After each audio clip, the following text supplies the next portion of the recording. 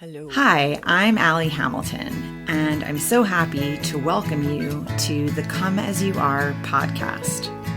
Every week, we'll be talking about some aspect of healing, usually around childhood wounds and complicated familial relationships. The topics will always coincide with my personal essay of the week, and this will be a place where we can take a deep dive together. I'm so thrilled you've joined me and delighted for you to always come as you are.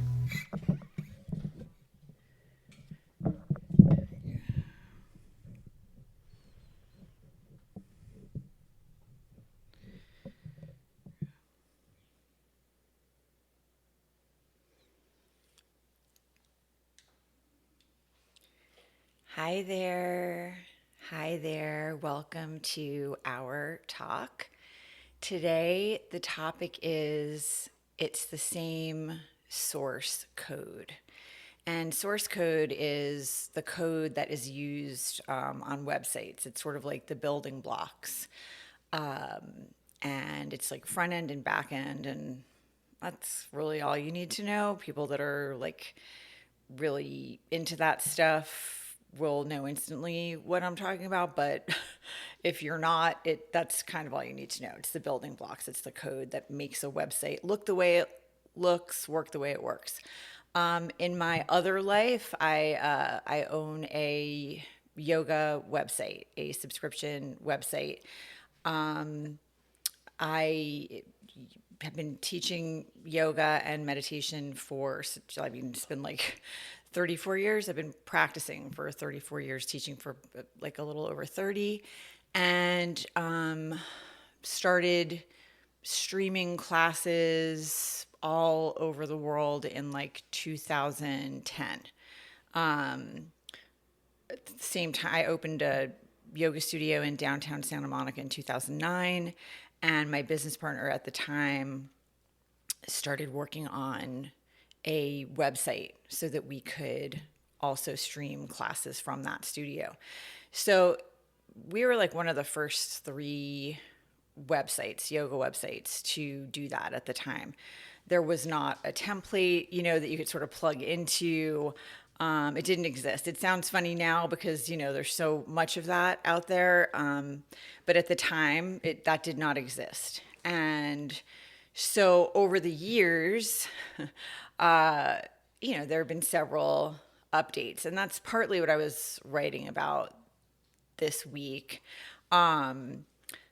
Because I took over the business in 2018, and I'm not a coder, that's not my language. I'm definitely like very much into the front end, the teaching, hiring the teachers. It's been such a long time now, but when the studio was open, I was putting the schedule together and figuring out like how that was working, and doing all of the social media for the studio. And that's when the blog began. Back at that time, I started blogging. That was back in the days when we blogged. Now we don't blog anymore. We write personal essays. But I was doing all of that stuff, and of course, teaching. When I took over the business in 2018, I had to learn how to do a lot of the back end stuff that I had not done prior. So filming the teachers and editing classes, and I have about a dozen teachers who film along with me. So we have teachers for different levels, different styles of yoga, meditation, all different. Yeah. So that was stuff I had not been doing prior to 2018. And along the way, I realized I wanted to do some updates. And we had already done updates, obviously, at that time. 2018, we'd already had the site for 9 years. So obviously, you're always updating because technology is always updating. So you got to stay current. So I started to think about when you're doing things and you're like, it's hands on, you're starting to think about well, this would be really cool. Like, I'd love to have this feature or this function. How could we implement that? Or how could I make the front end look a little different? Or just, you get creative. You think about things that you would like to be able to offer. And so I wanted to do a big update. And that required finding a team to hire. And I'm not going to talk about it for too long, but I was writing about, basically like vetting and really thinking carefully about, trying to choose very carefully who I was going to hire for this job because it was expensive. As I said, 2 years of college expensive, which is how you think about things when you have teenagers, right? And an investment back into my own business, and just want to make sure you're hiring people that you can count on. It ended up being a bit of a nightmare. And I was talking about how, as a woman in business, it is not easy. And I've been a woman in business for a long time now. So I've had many experiences across many different, situations with lots of different people, lots of different meetings, lots of different scenarios. And in tech, it is a very male driven end of things. Not obviously, not always, not completely. That's changing and shifting, and that's wonderful, but largely that is how it has been. And my experience with this particular situation that I'm talking about now was just so frustrating. This team, as did all of the different teams that were, wanted this job, they bid on it. They gave me the time frame. We had many conversations about what this project was going to look like and all of that. And I picked these people. They were highly recommended by a friend of mine. And so I was like, okay, this is going to be great. So they sent me the contract. It was like, it's going to take 6 months. This is what we need every month. This is the fee, and this is what we need. Great, done, signed the contract. So they came up with the budget, the time frame, the whole thing. I signed, I paid on time every month. They did not complete the project in the 6-month time frame at all. So when we went past the 6 months, I was understanding, I was patient. The whole thing was a lot more complicated than they realized. I think they were somewhat in over their heads and did not want to say that. I think a lot of things happened. But the bottom line is, it took a lot longer than what they had said in the contract. It was incredibly frustrating. The communication was not what one would hope. I had to continuously, be checking in. Where are we? What's happening? Can I get a status report? Can you please let me know, like, where we are, like what has been accomplished this week, what's on the agenda for next week. Then like things would break. It just was not good. And so I continued to try to be patient and understanding and compassionate, but time kept ticking and no update and all this money spent, and just feeling like, and hours and hours of time and energy and all of that. And 2 years in, for a project that was supposed to take 6 months, I called one day and I spoke to the project manager and I said, like, what is happening? Why is this taking so long? Where are we? What is going on? And he said, well, our lead dev is in Thailand and it's monsoon season, and like someone else on the team has gone to a wedding. And I am like, I remember pulling my phone away from my ear and looking at it and just taking like a few deep breaths, because I was like, I do not think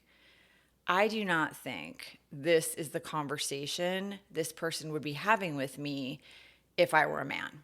I don't think I'd be hearing about monsoon season or a wedding or anything else. I think I'm being taken advantage of because I have been nice, I have been understanding, I have been patient, I've been compassionate, and he's talking to me, you know, like a friend. So I said, listen, first of all, these all sound like you issues, okay?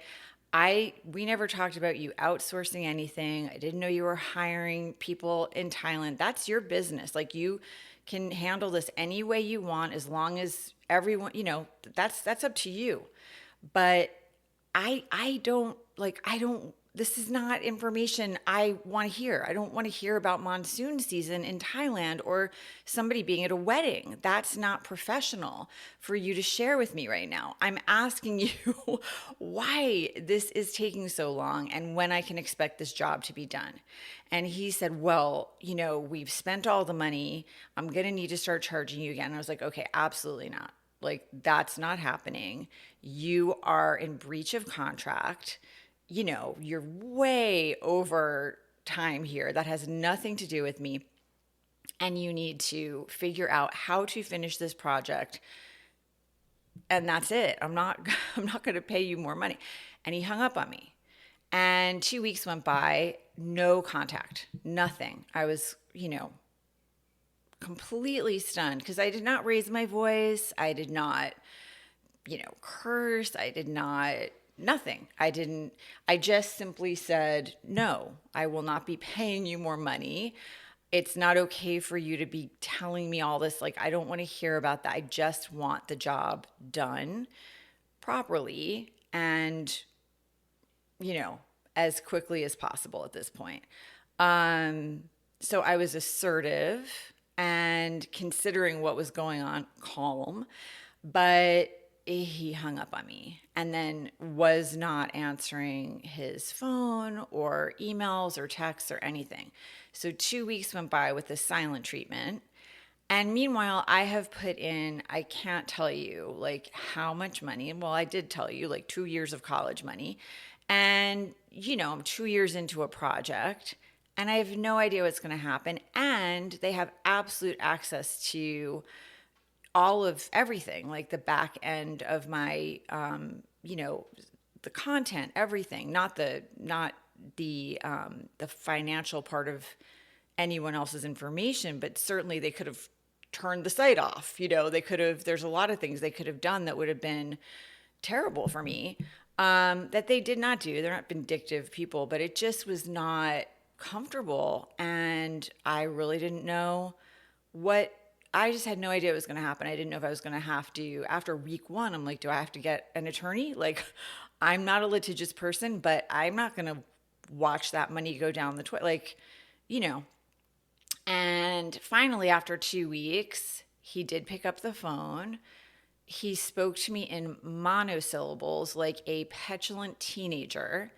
And I said, what is happening? Like, what is going on? Where are we? And he said, we're going to finish. I didn't call you back because the last time we spoke, you slammed me up against the wall. And I said, I slammed you up against the wall? I was like, for the first time in this entire experience, I told you some things that are just true. I'm frustrated. This is not okay. It's not professional. That's it. Like, I didn't slam you up against the wall. I didn't yell. I didn't curse. I wasn't insulting. I just said, I'm not going to pay more.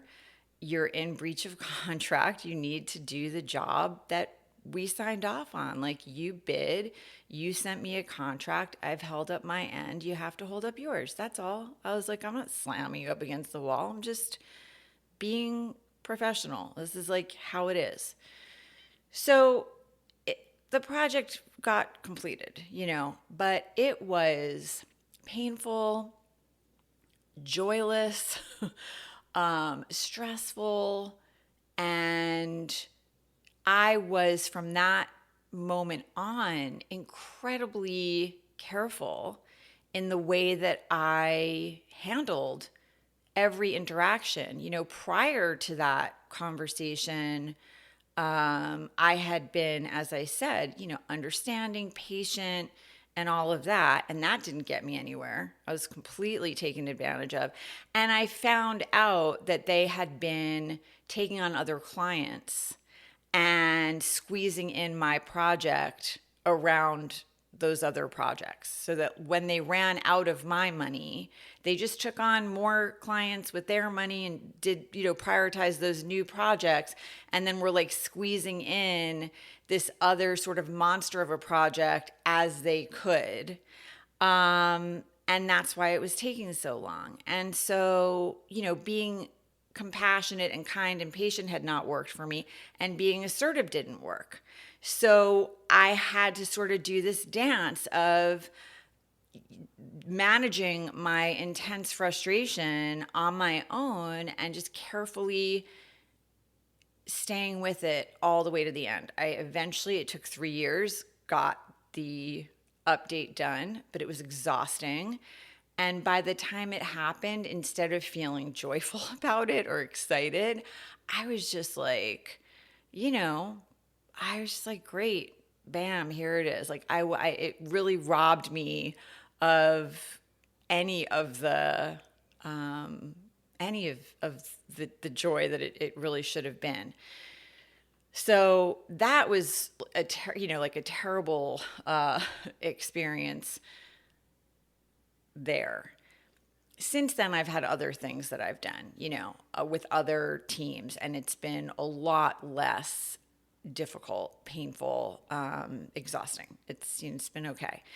But so far, I have not had a home run experience where I'm like, this has been great. It's always a little, just not what one would hope. Just not great communication. Anyway, what I had decided after that experience is the next time I did a really big job like that, I would pay half up front and half when the job was done, so it wouldn't get burned like that again. I have recently hired a team to do a much smaller, much more straightforward job, like very just, yeah. And this is a team that's done work for me before, and it's gone really well. They've delivered. It's been, pretty good. It's not going as well this time. I'm in a little bit of that same thing. It's not nearly as bad. It's just, I paid. It was a smaller job. They gave me a good price, so I didn't want to do the I'm going to pay half up front and half when it's done, because I've had a good experience with them in the past, and because they were giving me a good price. And because it's going to be an ongoing relationship. This thing that they're building for me is going to require monthly, upkeep. So I don't want to, I just want to have a good, solid relationship going in.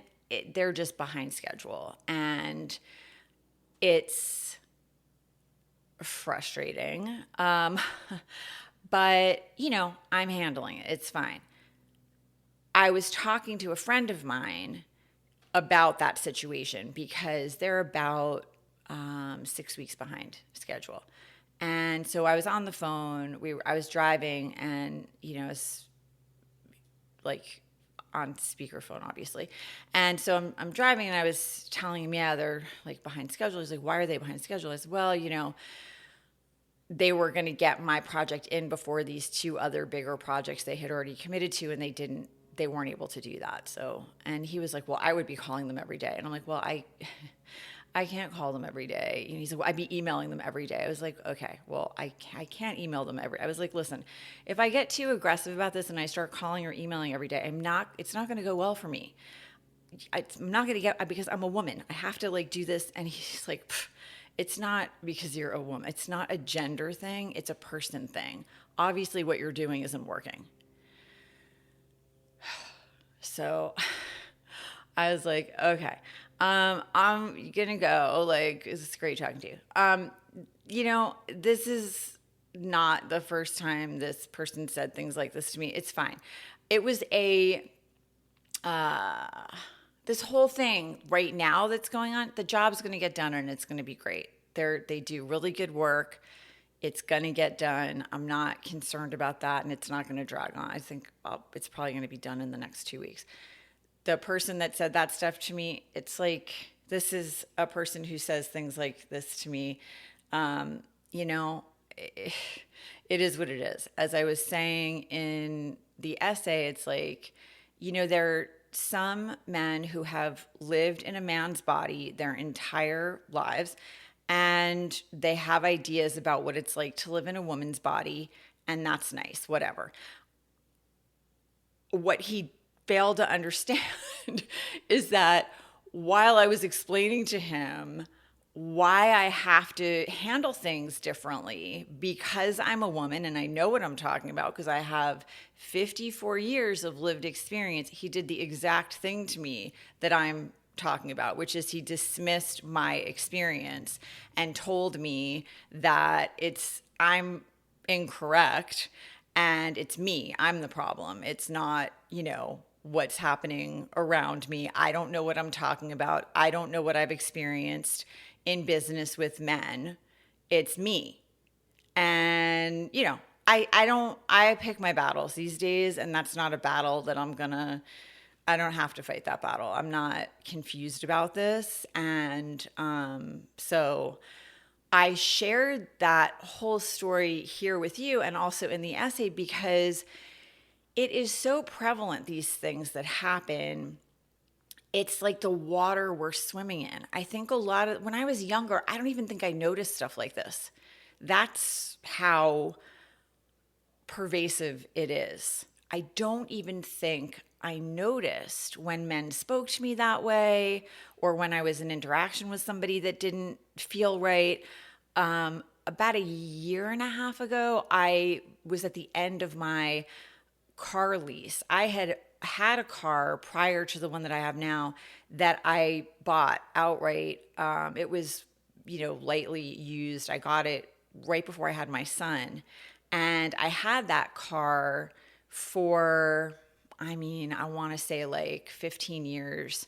And then I got T-boned by a Lyft driver and the car was totaled. And so at that time, I ended up leasing a car for 3 years. I did a 3-year lease. It's the car that I have now. And I decided at the end of that lease, I would buy out the lease and not have a car payment again because I really like not having a car payment. And so when I went to the dealership to make that purchase, I had already negotiated the deal before I got there. And I did that because I've been in that situation before. I'm sure many of you have had the dealership experience. It's like, and my son happened to come with me. So he was 17 at the time. So we go to the dealership. I've already, the deal's already been worked out. Sit down, and the man behind the desk starts talking to my 17-year-old son about this deal. And we're both like, this is what's happening right now. Like, I knew right away what was going on, but my kid was like, is this guy talking to me right now? Like, I'm the decider. So, very quickly, my son was like, why are you talking to me? This is her car, her lease, her money, her decision. Like, show her some respect. I have nothing. I'm her kid. I have nothing to do. I'm just here with her. I have nothing to, we're going for lunch after. This is not my deal. And then he tried to upsell. Oh, you need this and you need that. It's just like exhausting. But it's a constant, you are constantly dealing with, I had electrical issues in the house this fall, and I had people coming here, electricians and contractors. And I had so many strange things said to me, Oh no, that's not what's happening. It's this, or, and then, people like, as if you don't have a full brain in your head and you can't, possibly know what you're talking about or what you experienced, or like, you're not a reliable narrator because you're a woman. It's it's all the time. It's not once in a while. It's a constant. So it's so constant that I think a lot of people don't even feel it. And once you see it, you can't unsee it. Then it's like learning a new word and suddenly you see the word everywhere. So I'm in that stage. And maybe that's part of perimenopause too. Like you're like, oh, now I really see this all the time, everywhere, it's wild. So, and then there's the other stuff. Okay. So I've written about this a lot and talked about it a lot, but I grew up in New York City, and I was born in 71. And so I was a teenager in the 80s in New York City. And I, our current president was on page 6 all the time. Like everyone in New York City understood who this person was. Nobody was confused about who he was, what kind of person he was at all. He had, screwed over so many people in business. That same kind of thing, actually, like that I was describing, where he would contract with someone. He'd hire somebody to do a job and he'd pay them half up front, but then he would never give them that second half. At the end of the job, he would say, if you want the second half, you're going to have to sue me. And actually, I have someone in my family who went through that with him when I was 12 years old. So I saw that up close and personal. He put so many small businesses, he put them out of business because they couldn't afford then to survive when he didn't come through and pay what he had said he was going to pay. He is not a good human being. He has never been a good person. This is not new. And I think we need to be able to have conversations openly and honestly. I think part of what is happening in this world right now is people are just not calling things out, or they're saying that's not upside down, that's right side up. And you're like, no, that is upside down. I'm staring at it. And like, no, it's right side up. It's like, okay, I'm not going to engage in that conversation. This is not a good person with ethics or morals. Okay. He's not, and he never has been. And it's not new. And if you did just the tiniest little bit of research, it's right there for you. The redlining with his dad in the 70s, not renting to Black people. It's like the Central Park 5. I mean, just kind of take 2 seconds and like look at these things. Plus the 24 women who have come forward and accused this man of sexual assault. I don't know. I don't need a list because I believe women. I don't need a list. I already know who he is. Men like him are in New York in the 80s. There were a lot of men running in those circles. Jeffrey Epstein, Donald Trump, a lot of restaurateurs, like a lot of these guys, a lot of money, a lot of power, and Trump, 6 bankruptcies, but running in those same circles anyway, and young women who were absolutely expendable and disposable. And John Casablancas, please look up Look of the Year contest. I think it was like 92 that Trump was part of it. Miss Teen USA pageant. Go listen to like the transcripts from or read them from the Howard Stern shows he's been on, where he talked about like going into the dressing room because he owned the pageant, and going in while these, girls are like naked, and because he owns the place, he can walk in. Like, it's vile. Talking about his own daughter and her body. And like, I just, this is not a good person. And he himself talked about grabbing women by the pussy.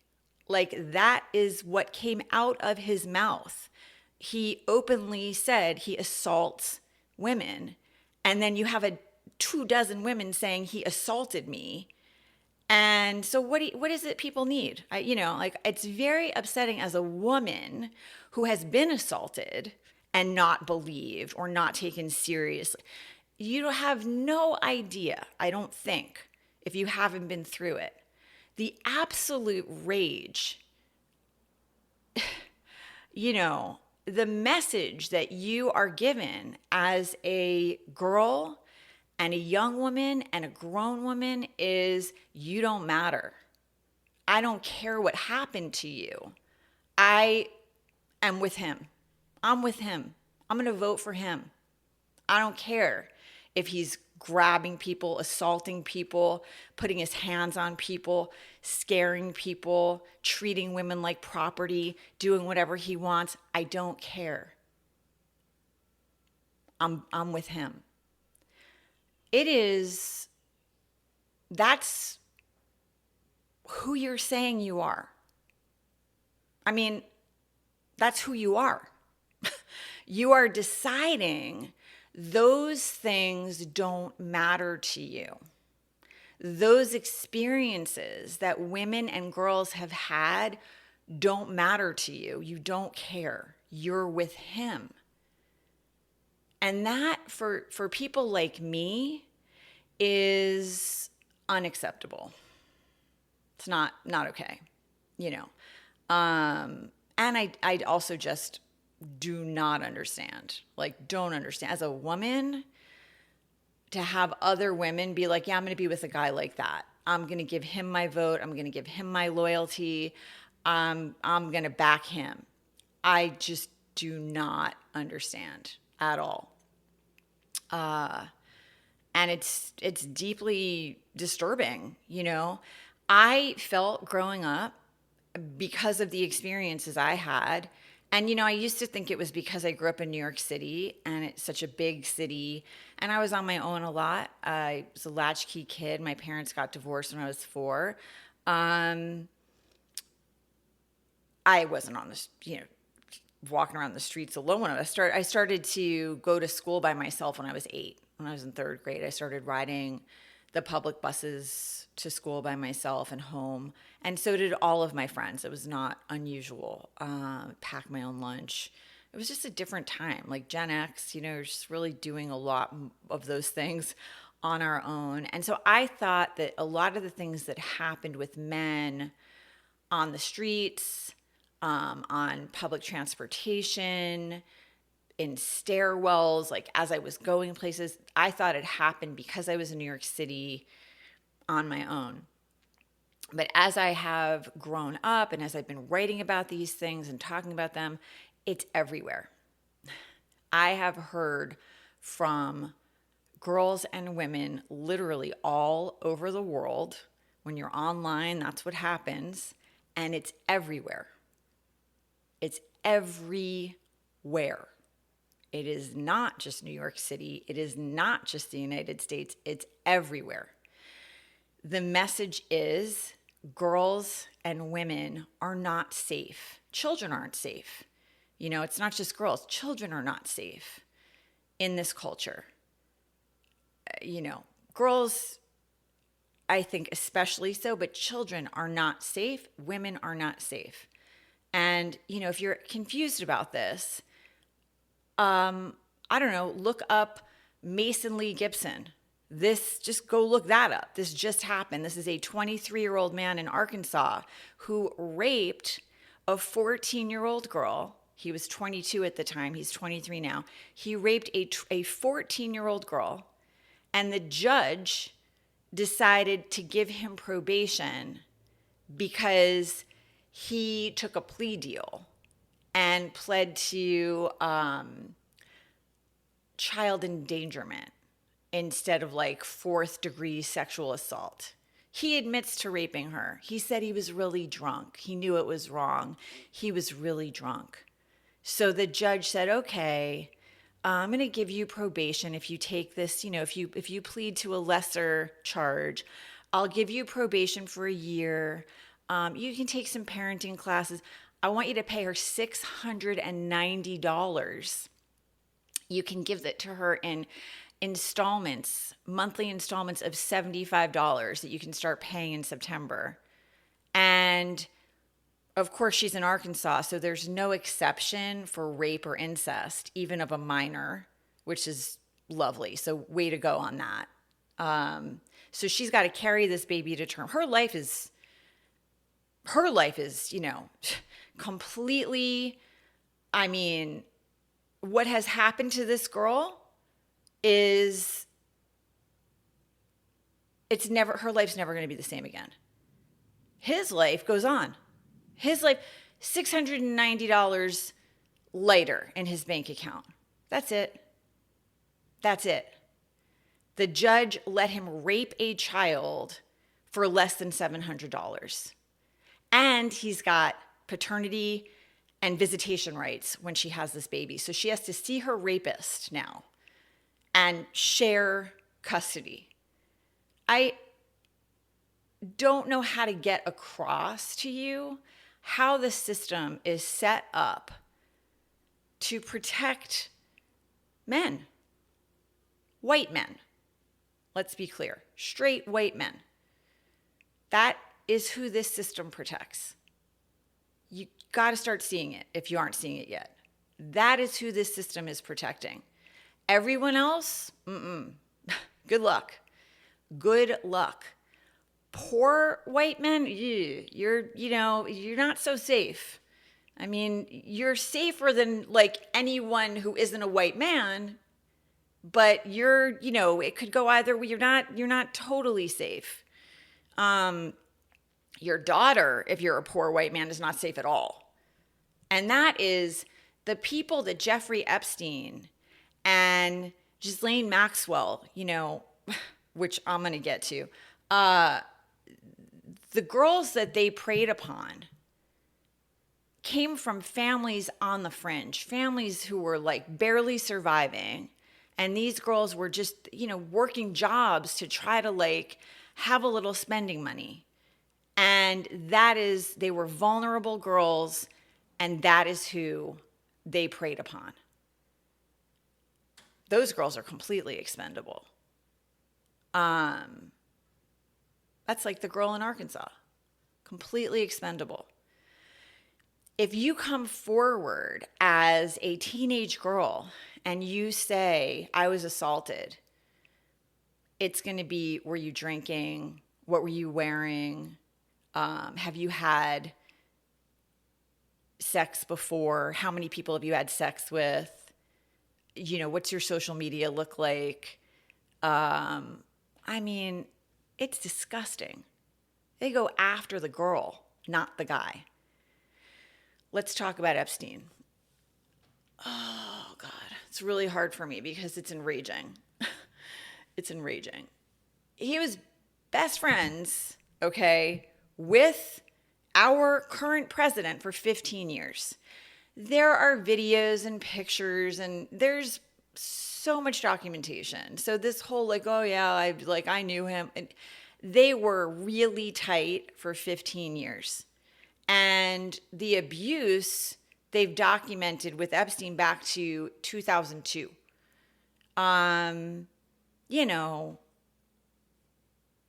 Trump knew. He himself was doing the Look of the Year contest, hanging out with John Casablancas, who is the head of Elite Models, by the way, in case you don't know.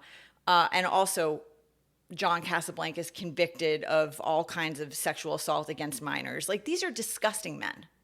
This is who the president, this was his social circle of wealthy white men who were assaulting minors, young girls, okay? This is who he was hanging out with.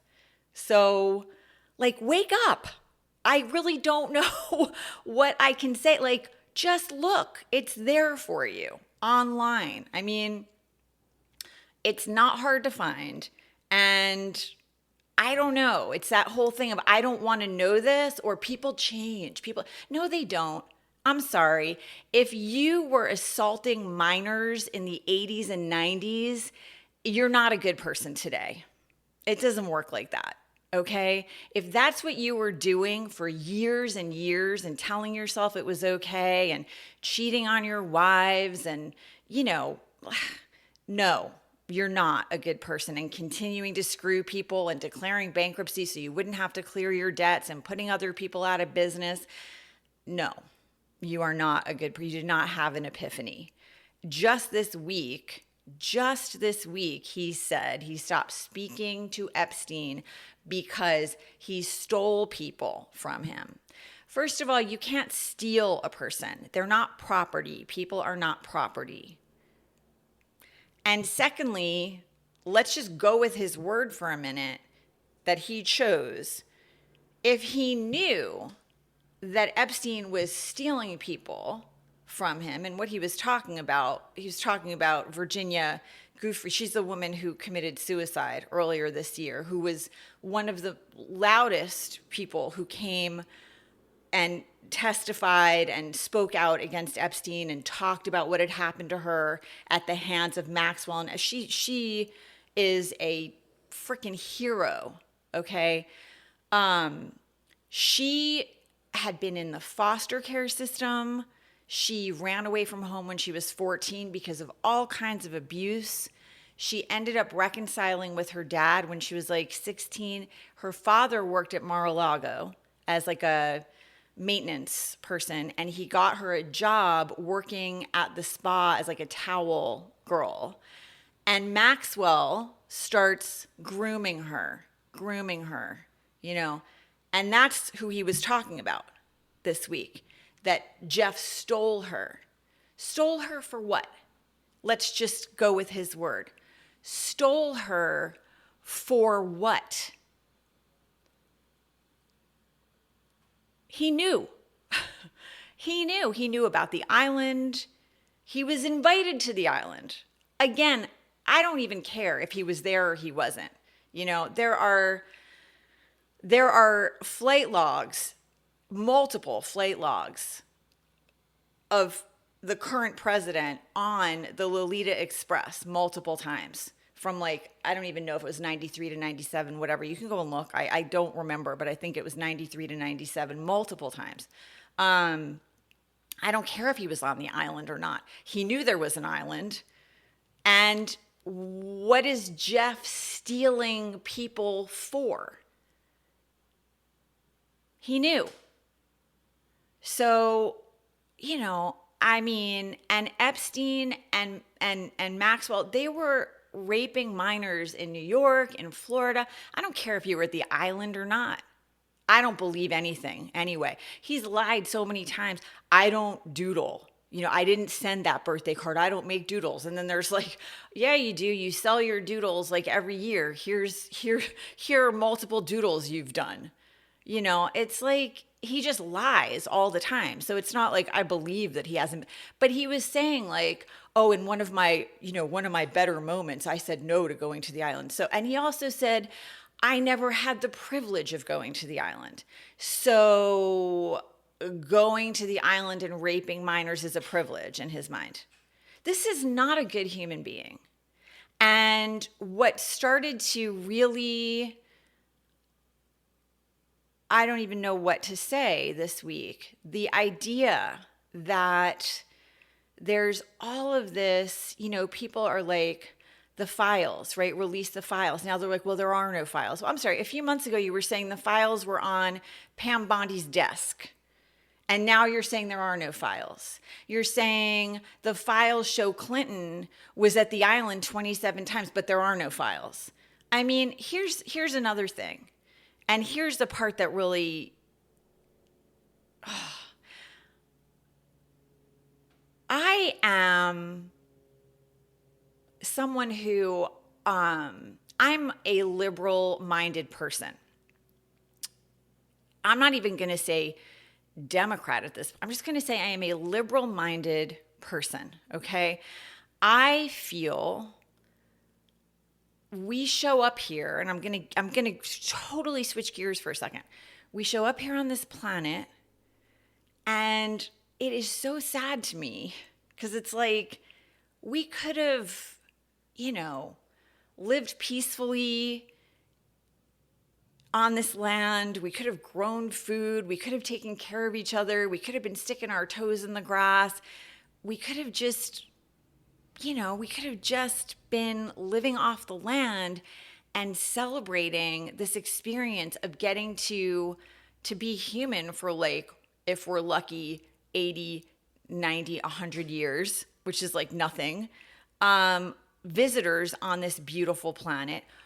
But no, Instead, we create this insanity where we're killing each other and trying to hoard resources and money and rape the earth and like pollute and drill and like this is insanity is what it is. Okay. What started to happen this week is the idea that rather than releasing the files, because for me, I'm like, if Clinton is in those files, I hope he goes down hard for it. Because for me, I don't care who you are. If you raped children, I want you to be punished to the fullest extent of the law. I want you behind bars. I don't care what party you belong to. You're disgusting and you should pay. You'll never make up for what you did, but your life should be ruined because their lives have been ruined. So I don't care. You see what I'm saying? It doesn't matter to me. If Bill Clinton is in those files, release them and make him pay and suffer to whatever degree we can make that happen. Why can't you say that? If you are someone who voted for this disgusting, despicable man, why can't you say that? I'd like to know. Why don't you have a line that's too far? And why doesn't he release the files? Redact the victims that haven't come forward. Redact their names. It's not hard to do. That's all. Redact the names of the victims who haven't come forward and release the files. And then you can prove you're innocent if you're innocent. This is the most self-serving person on the planet. There are millions upon millions of people, myself included, who think he raped minors. Okay? If it's so easy to prove that he's innocent, he'd release the files. There's a reason that he would rather send his Todd Blanche, right, who was his personal attorney just last year and is now like second in command at the Department of Justice, no conflict there, whatever. It's the whole thing. The corruption is so heavy and like everywhere that it's kind of like, I don't even know what to say anymore. And it's not even a party thing. It's not even about parties for me. It's not like there's no bus going where I want to go, okay? Neither party. There's no bus that's going to go where I want to go. It's just his bus is a bus straight to hell, okay? It's like his bus is a disgusting bus full of disgusting people who have no morals or ethics whatsoever, do not care about democracy, do not care about this country. He's building a ballroom. That is what's on his mind right now. And what's on my mind is, as of January, I don't know how I'm going to be able to afford health insurance. That's what's on my mind. Because thanks to that big, disgusting bill, my health insurance, which is right now $346 a month, is going to be $1,300 a month. Maybe $1,700, because it's not just Obamacare subsidies that are going away. It's also the Biden era tax credits are going away. So if I add those two numbers plus the 350, we get 1,700. If we don't put the 350 in, then it's 1,350. That's just gone now. So I have no idea how I'm going to even afford healthcare. And our public servants, they get healthcare on our dime. They get healthcare because of us. We pay for their healthcare. We pay them a salary. They're supposed to be serving us, and we all just got screwed. And he's building a ballroom with his money and anonymous donors. Okay, I'm sure that's what's happening. I'm sure it's all on the up and up. And his personal attorney is like running the DOJ and went to speak to Maxwell for 9 hours last week. Why? And usually in a case like that, if there's a witness who's going to come forward, which why are we speaking to her? She's already perjured herself. She's a sex trafficking, child abusing predator. Why would we ever believe anything she has to say? Normally in a case like that, members of the FBI would be in the room with the DOJ attorney, but not this time. He's just in there. How's that not witness tampering? I mean, what was she offered in order to speak to him? Like, it's all ugly and bad. It's like there's nothing good about it. There's no transparency going on here. There's nothing good going on here. And now the oversight committee wants to speak to her and she wants immunity. And they're like, no, we're not going to give you immunity. Like, there's so much bad stuff going on. And she is now asking the Supreme Court to review her case because she is saying she never should have been prosecuted thanks to the sweetheart deal Epstein got in 2008 because of Alex Acosta. So I know going back to like last week is a lot. So 2008, I'm just going to take you there for a minute. Alex Acosta was the top prosecutor in the U.S. Attorney's Office in the Southern District of Florida, okay? And they had been investigating Epstein for a couple of years at that point. One of the minors' families had filed a report, and it then led to like a lot of victims coming forward. So they had been investigating, gathering information, gathering evidence, and they bring it to the U.S. Attorney's Office in the Southern District of Florida. Alex Acosta is the top prosecutor at the time. He makes a deal with Epstein, a plea bargain, where Epstein pleads guilty to 2 state charges, lesser charges, of soliciting prostitution from a minor. He pleads guilty to that. He gets an 18-month sentence in a low security, minimum security prison where he's allowed to go free for 12 hours a day. He just has to check in at night. And he only serves, it was less than 13 months. He's got to pay some damages to the victims, and that's it. And 4 of his co-conspirators get a non-prosecution agreement along with any potential co-conspirators. What? I mean, really try to wrap your head around this for a second. Why would the top prosecutor in the Southern District of Florida work so hard to protect a sex trafficking serial pedophile and his friends, his cabal of sex trafficking serial pedophiles, instead of protecting the children they prey upon? Why? Because is not every man that raped a minor considered a co-conspirator? Anyone who participated, is that not going to be a co-conspirator? Isn't that why no one else except Maxwell is behind bars? There are no men behind bars. Why? I mean, the language there is so open. What is a co-conspirator?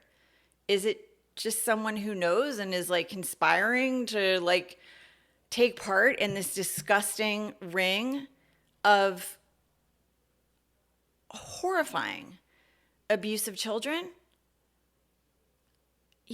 And so Maxwell, during her trial, first of all, she disappeared for a long time. They couldn't find her. They finally found her in New Hampshire, I think, hiding out in some giant, mansion. She has denied any involvement the whole time. She couldn't even give her victims the shred of respect of like accountability or an apology or remorse, none of that. She said she had nothing to do with it. But now she's asking the Supreme Court to review her case because she's saying she shouldn't have been prosecuted because of his non-prosecution agreement for co-conspirators. So which is it? You conspired or you weren't part of it? Like, why are we talking to this person at all? Why is it when a reporter asks the president this week, are you considering pardoning her? He says, well, I hadn't considered it, but I'm allowed to do that. I'm allowed to do that. Why is it even a possibility that this man would consider pardoning her? We know what she did. She procured, groomed, and then trafficked and abused minor girls for her disgusting partner, pedophile. It doesn't get lower than this, friends. This is as low as it gets. These two individuals and all their friends, it does not get lower than this. Why? Why would he even for a moment consider pardoning her? It's like, it's disgusting. I mean, it's horrifying. And it put me over the edge. It's like, it's so beyond the realm of anything that is okay. I simply cannot, I just cannot be quiet about this because it is so deeply wrong and not okay. And if you're not getting the connection here between this and every other thing that is going deeply wrong, you're missing it, and I really think it's possible. It's like just so in the water that you're right up on it, but when the system is set up to protect men like this, wealthy white men like this, who don't care. If you don't care about, children, then you don't care about anything. If you can rape a minor, like create a whole system where other wealthy people can come and rape minors, like, if you can participate in that, if you can be friends with someone who's doing that and what's going on, if you can think it's funny to go into a dressing room where there are young girls who don't have clothes, and, then talk about it on the Howard Stern show, if you are like, think it's funny to say you leave women when they hit 35, like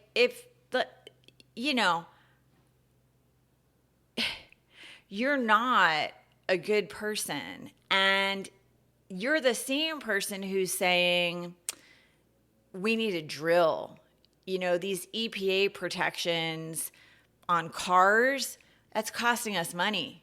We need money. We need to be able to sell cars. This is not easy. This is no good. We can't. You're impeding our ability to make money. So we're lifting all that. We're getting rid of all those regulations. They've already lifted 2 out of 3 of the regulations, endangerment regulations for car emissions, and the last one has to do with the tailpipe emissions.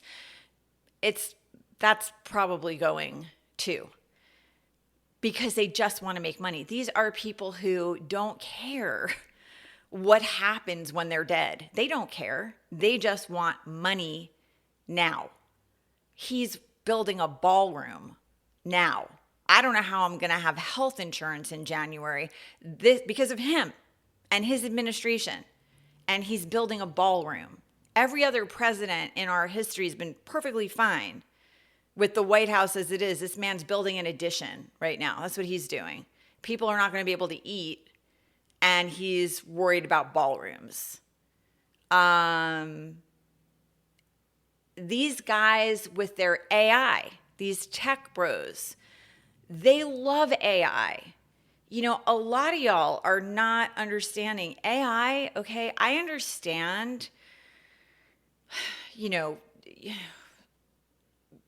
the horse has left the barn, as they say, okay? So, you know, the minute we started walking in, I mean, I don't use Alexa. I'm not like, it's not my thing, okay? But it's terrible for the environment.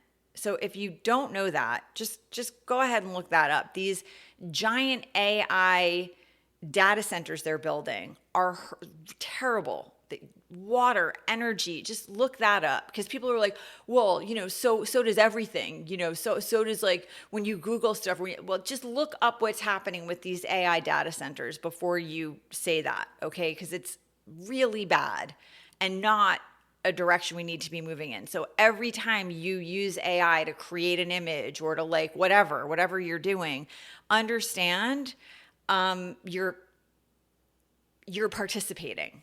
I know that a lot of people are using it. I'm not trying to make you feel bad, but I want you to at least be really informed about what you're doing. At least be really informed about what you're doing. Okay. So if you decide to use it, you're doing it knowingly. And maybe, you know, if there's something you're using it for that you feel like this is really helping me in my, I don't know, you know, like, okay, but maybe you can use it sparingly or like only for certain things and be really mindful about it. You know, maybe it can be a tool that you use really mindfully. I don't know. For me personally, I am opting out. I don't use it. I don't use it because I already had my books stolen. You know, they were just taken and used to train AI like every other writer. Anyone who's published anything, their stuff's been stolen without their, you know, stolen, meaning without your permission, and used to train AI. It's plagiarism. When you're using it for writing, you're using other people's work. You know, people say, well, I use it for editing. Well, use your mind for editing or hire someone. You know, like, I don't know. This whole thing of replacing human beings with machines is not going to go well for us. And these guys, the scarier part of it is that now you can create images that are starting, if you're savvy, you can recognize when something is AI, it doesn't look right, or you see a lot of images of the person and this like weird voiceover that's their voice, but it sounds choppy and weird, but it's, you know, or their mouth is moving, but it's like, it keeps, the images keep cutting. It's just, you know, if you're savvy, you can recognize AI material thus far, but it's like, give it a minute. It'll get better and better. And I mean, just this week, forget about AI, people were posting pictures of Obama with Anthony Bourdain from Parts Unknown, which was Bourdain's brilliant, beautiful series where he would go around the world and he would, you know, have meals in exotic places and he would eat the food. And I loved him. Like, I loved Anthony Bourdain. If you haven't read Kitchen Confidential, you should get it. Like, he's a beautiful human being. Beautiful, beautiful human being. And these conspiracy theorists who are dying to get Obama, good luck, okay? Good luck with that. But they're posting pictures of Obama and Anthony Bourdain and thinking Bourdain was Jeffrey Epstein because they're both with the gray hair and they look a little bit alike. It's not freaking Epstein. That's Anthony Bourdain, who hated hated the current president and Epstein and anyone like that. You know, it's just like, that's without AI. You know, when we start having images of people that look real, we're screwed. People are already not believing things that they don't want to believe. When something doesn't fit a person's narrative, they just reject it. That's not real. That's not real. I don't believe that reporting. That image isn't real. Like, that's not real. I don't like that, you know. I think like now CBS, this whole horrible thing with Skydance that just happened, the capitulation with 60 Minutes, all that garbage that happened. Now they're going to have some kind of bias monitor that's going to report back to the president of, you know, at either CBS or Skydance to make sure that whatever content they put out is makes the president look good. That is state-run media. That's fascism, friends. That's bad, bad news. You don't want that. Believe me, whatever side of the aisle you're on, you don't want that. That is not going to go well for anyone. What you want is some sense of what is actually happening out there.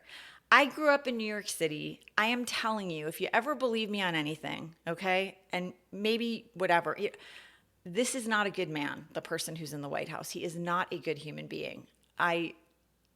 Everyone who watched this person, you know, front and center, and I'm going to tell you,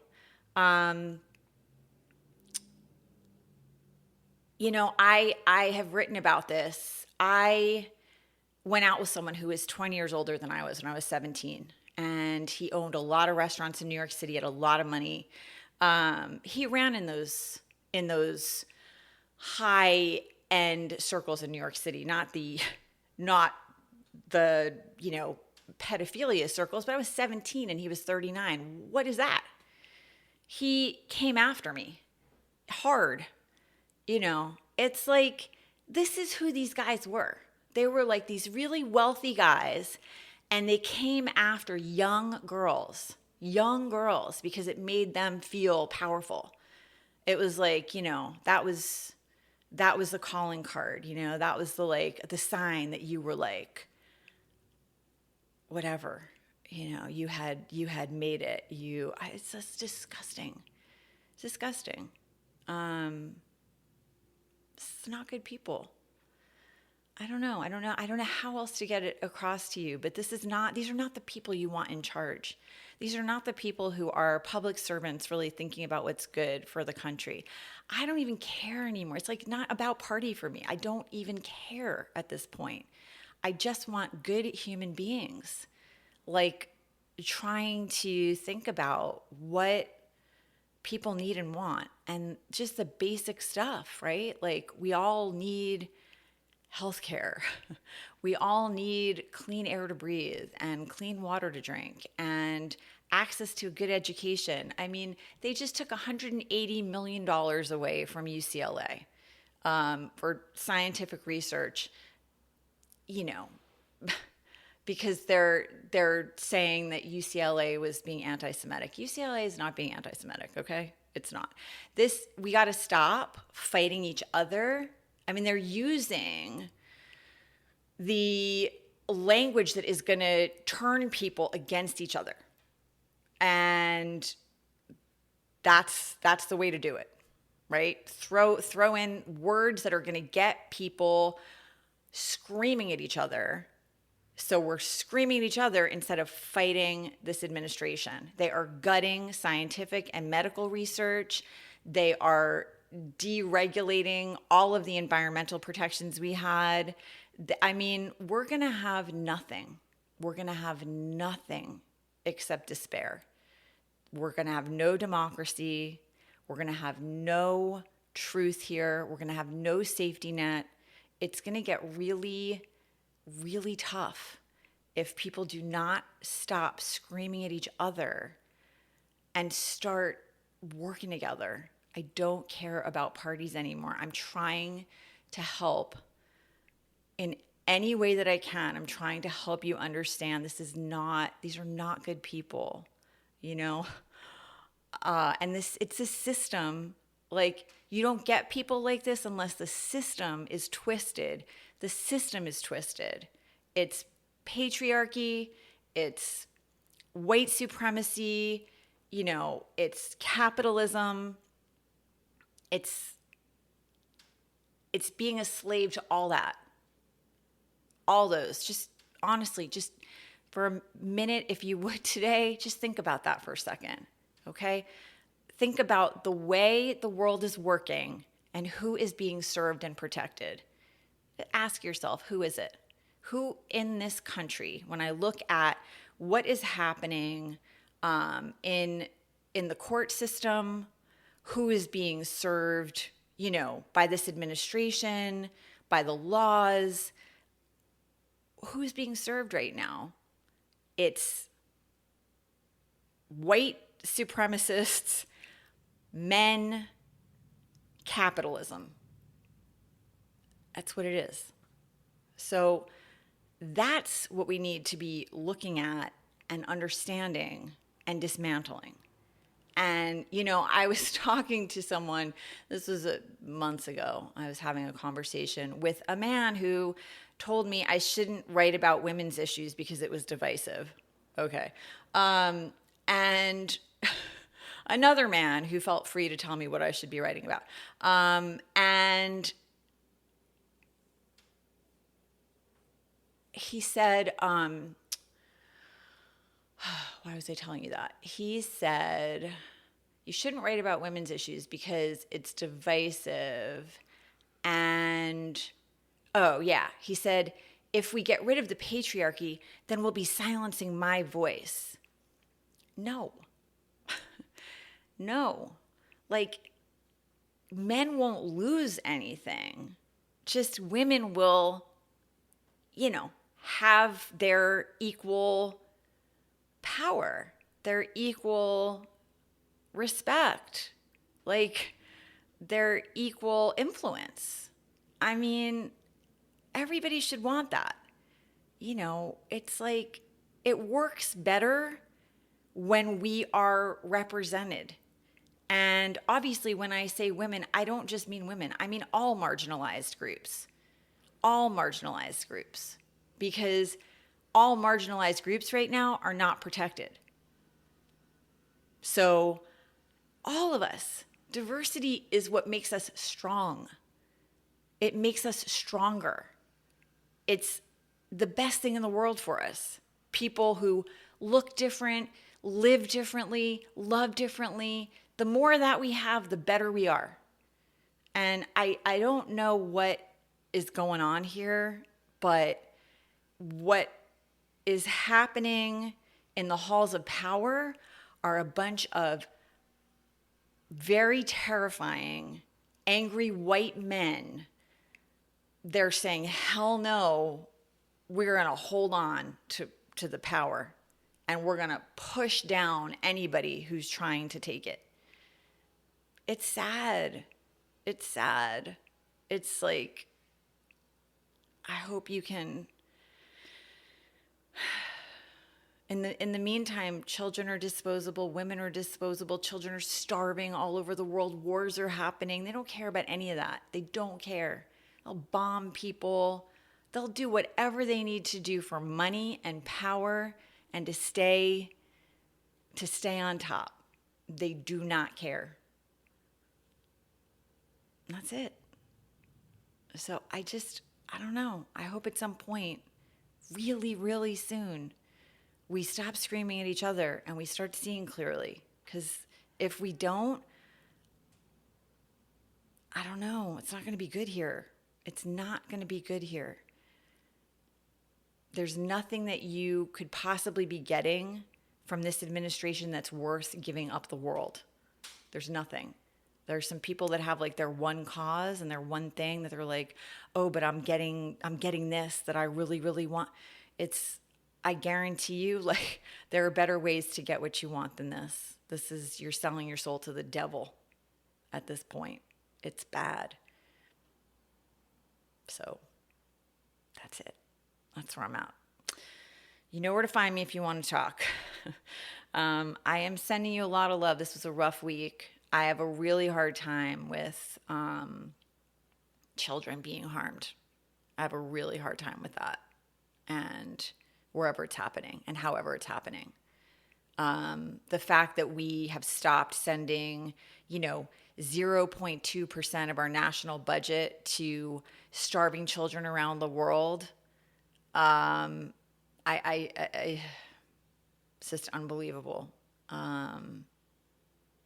The fact that we just have, we're about to start a new school year here and we don't do anything about school shootings. Like, I just, minors being trafficked and raped and abused for years and years, and one person being behind bars, and now that person possibly being like, I cannot. So it's tough for me, but I am not without hope, because I believe that there are more people who don't want this, but like, we really need, we need people to get involved. The people who have been sort of like not engaged need to get in the game here. And the people who are not seeing this person clearly, please, please, please, I'm like begging you to like just work a little bit harder here, just work a little bit harder to see who this person was and who he's always been. It's not pretty. You're not going to like it. Okay. That's it for now. I will see you next week, but you know where to find me if you need me sooner. I'm sending you a lot of love.